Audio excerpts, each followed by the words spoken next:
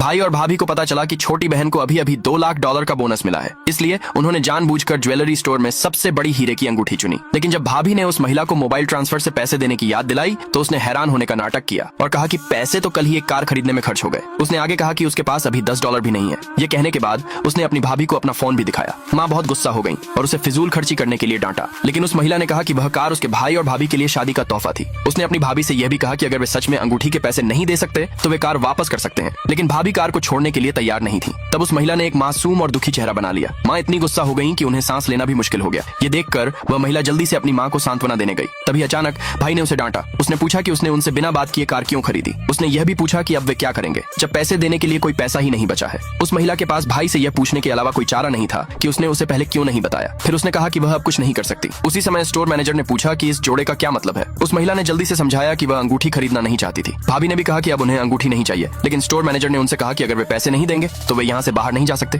भाभी ने कहा कि जब उन्होंने अंगूठी खरीदी ही नहीं तो उन्हें पैसे देने की कोई जरूरत नहीं है। तभी स्टोर का मालिक अपने असिस्टेंट के साथ वहाँ आ गया। उसने तुरंत उनसे पूछा कि क्या मैनेजर ने उन्हें बताया था कि अंगूठी का साइज बदलने से उसकी रीसेल वैल्यू पर असर पड़ेगा। भाई ने कहा कि उन्होंने अंगूठी ली ही नहीं है। लेकिन मालिक ने उनकी कोई बात नहीं सुनी। जब माँ ने आगे बढ़कर बात करने की कोशिश की तब भी मालिक का रवैया वैसा ही रहा। उसने भाई को यह भी चेतावनी दी कि अगर उसने पैसे देने से बचने की कोशिश की तो उसे इसका बुरा अंजाम भुगतना पड़ेगा। अचानक भाभी ने कहा कि वह औरत ही थी जिसने उसे यह खरीदने के लिए उकसाया था। उस औरत ने अपनी भाभी से कहा कि उसके पास सच में कोई पैसे नहीं थे। लेकिन मैनेजर ने कहा कि उसने साफ साफ देखा था कि अंगूठी किसने खरीदी थी। भाई ने बेशर्मी से दावा किया कि उसके पास कोई पैसे नहीं थे। माँ ने भी खूब हंगामा किया और गालियां दी। लेकिन मैनेजर ने उस बुढ़िया को चेतावनी दी कि वह बेतुकी बातें न करे। उसने उन्हें याद दिलाया कि खरीदने से पहले ही उसने साफ साफ कह दिया था कि एक बार अंगूठी का साइज बदल जाने के बाद उसे वापस नहीं किया जा सकता। अचानक भाभी ने साफ साफ इससे इनकार कर दिया। लेकिन उस औरत ने कहा कि मैनेजर ने सच में यह बात कही थी। उसने अपनी भाभी को समझदारी से काम लेने की सलाह भी दी। भाई ने तुरंत अपनी बहन पर बाहरी लोगों का पक्ष लेने का आरोप लगाया। माँ ने उस औरत को बेवकूफ होने के लिए डांटा। फिर मैनेजर ने भाई और भाभी को वीडियो दिखाया। माँ ने तुरंत उस औरत को सारे पैसे खर्च करने के लिए डांटा। वह औरत मासूम लग रही थी और उसने कहा कि वह कार वापस कर देगी। यहाँ तक कि वहाँ से गुजरने वाले लोग भी अब यह सब और बर्दाश्त नहीं कर पाए। उन्होंने भाई को अपनी बहन के पैसे बेशर्मी से खर्च करने के लिए डांटा।